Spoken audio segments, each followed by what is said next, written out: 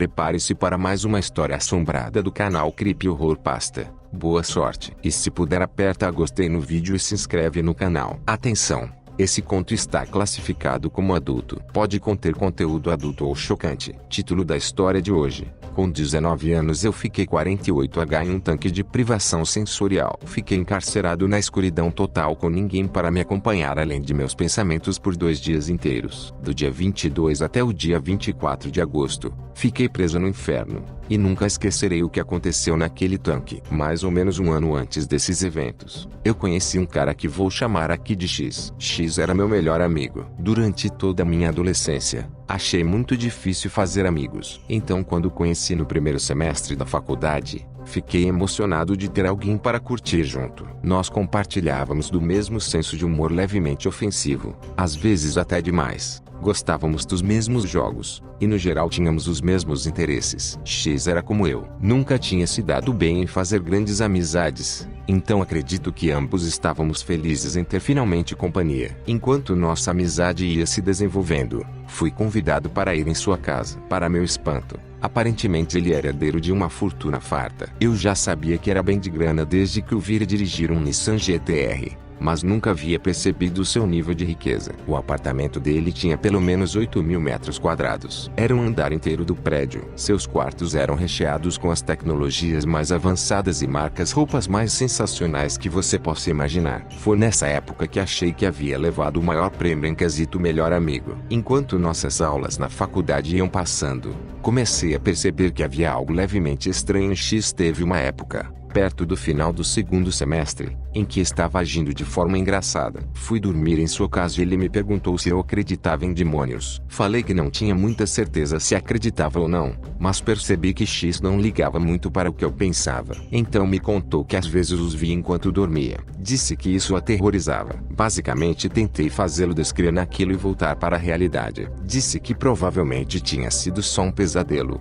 e sabendo quanto andávamos estudando nos últimos meses, não era de me surpreender que estivesse vendo coisas bizarras. Durante as últimas semanas da faculdade quase não nos falamos, por causa das provas intensas e tal. Entretanto, me convidou para ir em sua casa no meio de agosto, e foi aí que notei sua nova aquisição. Havia um enorme tanque preto no meio de sua sala de estar. Ao redor, poças de água se acumulavam. Eu não sabia o que diabos pensar. Zoando, perguntei se ele havia começado a fazer bronzeamento artificial. X então me explicou que era um tanque de privação sensorial. Para aqueles que não sabem o que é isso, basicamente é um tanque enorme cheio de água salgada, que absorve todo o som e luz, onde você fica boiando de costas olhando para a escuridão total. Faz com que você perca todos os sentidos. Ele nunca mais falou sobre aquilo. Simplesmente deixou para lá e tentou mudar de assunto. Logo começamos a fazer o que normalmente fazíamos, que era jogar Mortal Kombat e beber cervejas. Entretanto, naquela noite bebi mais do que o normal. Na verdade, não me lembro de quase nada. Só lembro o que aconteceu quando acordei. Naquela noite, tive um sonho onde estava preso dentro de um iceberg. Não conseguia respirar. Acordei em pânico. Eu estava flutuando na água. Meu corpo deve ter se virado enquanto dormia e estava me afogando sem querer. Estava preso em um breu total. Rapidamente percebendo que eu devia ter feito algo realmente estúpido na noite anterior, chamei por X para me tirar dali. Não houve respostas. Depois do que pareceu ser meia hora de gritos e batidas na tampa do tanque, percebi que provavelmente ele ainda estava desmaiado no sofá. Meu corpo estava em um estado total de pânico. Podia ouvir as batidas do meu coração ecoando pelo tanque. Tentei acalmar meu nervosismo e relaxar. Depois do que pareceu ser uma hora, meus dedos começaram a enrugar como uvas passas, e minha pele começou a ficar dolorida. Foi mais ou menos por aí que ouvi passos rangendo no chão de madeira. Ei, X, me tire aqui de dentro. Acho que festejamos demais ontem à noite, brincando. Falei bem alto. Me desculpe, mas esse é o único jeito que posso te provar que não sou louco. Vou te mostrar os demônios. Ele disse. Foi aí que percebi que estava fodido até o osso. Comecei a bater contra a tampa, esperando que quebrasse de algum jeito. Flutuar na água salgada me deixava muito cansado, então acabei desperdiçando muita energia. Você os verá em breve, falou. E parecia que estava do outro lado da sala. Eventualmente gastei toda a minha energia e só fiquei olhando o abismo de escuridão. Comecei a ver formas na minha visão periférica. Achei que estava ouvindo vozes vindo debaixo d'água. Eu estava tremendo por causa da ansiedade, mas sabia que se cedesse aos meus medos, Ficaria louco. Cheguei a certo ponto onde não sabia se estava acordado ou sonhando. Talvez eu ainda estivesse bêbado. Tentei bater em meu próprio rosto para me acordar, mas logo percebi que aquela era minha realidade sombria. A quietude e a calma eram ameaçadoras. Eu podia ouvir burburinhos debaixo d'água, as batidas no meu coração, e algo que parecia ser sussurros. Foi por aí que comecei a ver o rosto. Começou como moscas volantes. Não dava para focar naquilo,